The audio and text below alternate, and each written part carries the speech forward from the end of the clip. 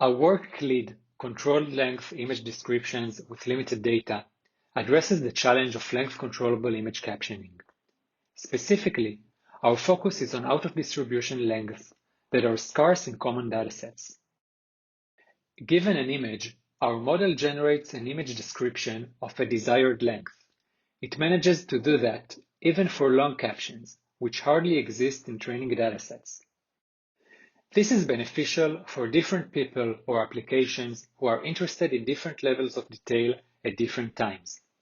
The main challenge, however, is that captioning datasets are relatively short.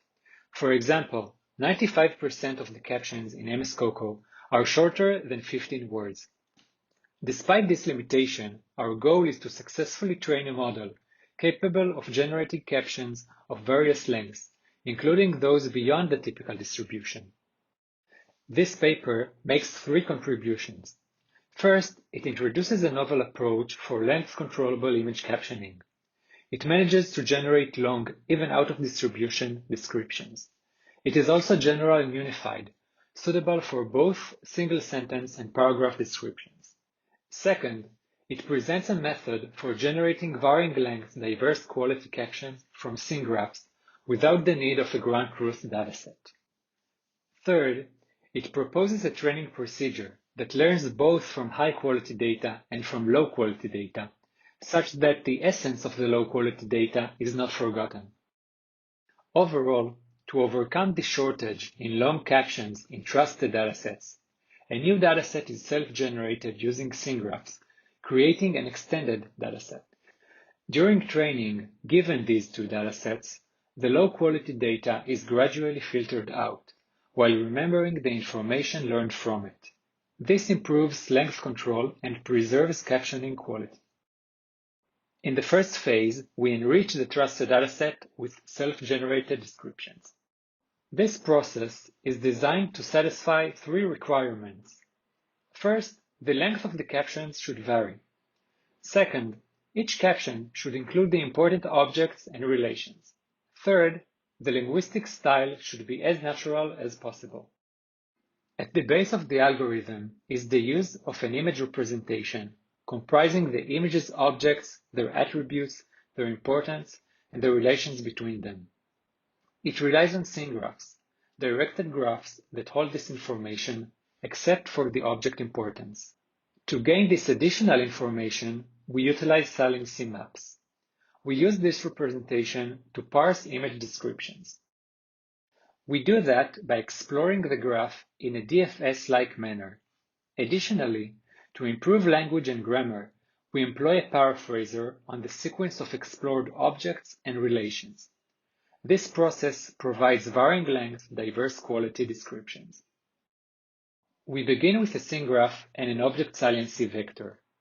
Then, we explore the graph in a DFS-like manner. We choose an unvisited vertex representing an object based on the saliency vector. The more salient an object is, the more likely it is to be chosen. On this node, we apply DFS with several changes. We do not visit all the children, and we allow revisiting. Yet, we prohibit loops. When enough of the graph was explored, determined by the percentage of the explored image saliency, we stop. Each vertex is added with some of its attributes, and the caption is generated according to the exploration order, while diversifying length. The self-generated dataset contains much more long captions than the trusted one.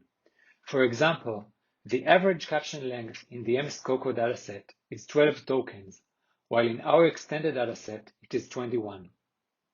In the second phase, we propose a training procedure that makes use of the self-generated dataset and the trusted dataset. We are given a small high-quality trusted dataset and a large self-generated of diverse quality dataset. Our key assumption is that although the self-generated dataset is of low quality, it does contain beneficial information for training. However, it should be utilized wisely in order not to be harmful. We propose a training strategy that gradually tunes the model to account for the diverse quality of the data. The core idea is to expose the model to the diverse data early on and mostly to the high-quality data in late stages of the training. This is so since the low-quality data provides a mass of fundamental information such as objects, attributes, and length control signals that is essential for training. The high-quality data is important later since it fine-tunes the model on more relevant domain data. To gradually filter out data, we shall find a measure that rates the data according to its quality. We shall also make sure that the essence of the diverse quality data is not forgotten. The two issues are addressed in our method. We begin by training two language models on the trusted and extended datasets. We use these models to measure the quality of each caption in the self-generated dataset. Then, iteratively, we randomly filter out an increasing amount of the self-generated data. At each iteration, we train the model on a subset of the extended dataset, sampled according to a weight function we design. When no self-generated data remains, we continue training with the trusted data for several iterations. Our results show that our method significantly improves control precision for image captioning on MS COCO dataset. Similar results are achieved for the descriptive paragraph generation task on the Stanford dataset. In addition, it shows almost no degradation in quality metrics, such as SPICE, demonstrated on the vertical axis. To conclude, this work proposes a novel and unified method to address the shortage of specific length descriptions in common image captioning and paragraph generation datasets.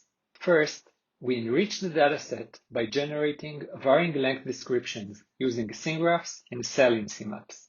Second, we introduce a training procedure that gradually incorporates both original data and self-generated data, enabling the model to learn from varying length, lower quality data without compromising the knowledge gained from the trusted original data.